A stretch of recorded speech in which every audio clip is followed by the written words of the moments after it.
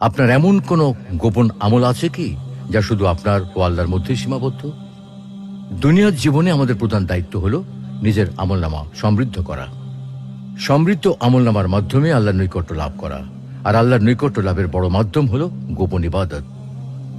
যার আমলনামায় গোপন ইবাদতের পরিমাণ যত বেশি, আল্লাহর রেজামন্দি ও জান্নাত লাভে সে তত বেশি অগ্রগামী।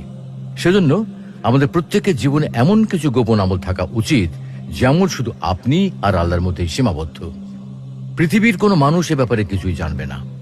কিয়ামতের ময়দানে আল্লাহ তার যে 7 শ্রেণীর বান্দাকে ছায়াদান করবেন, তাদের মধ্যে 3 শ্রেণীর লোক হবে গোপন আমলকারী।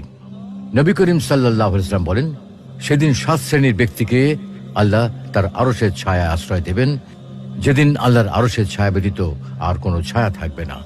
তার মধ্যে অন্যতম হলো সেই ব্যক্তি যে এতটাই গোপনে দান করে যে তার ডান হাত কি ব্যয় করে বাম হাতটা টের পায় না।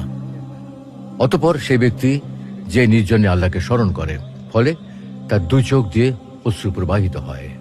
আল্লাহ রাব্বুল আলামিন আমাদের সকলকে প্রকাশ্যে ফরজ ইবাদত আদায়ের পাশাপাশি প্রকাশ্যে এবং গোপনে উভয় পদ্ধতিতে নফল আমল করার তৌফিক দান করুন।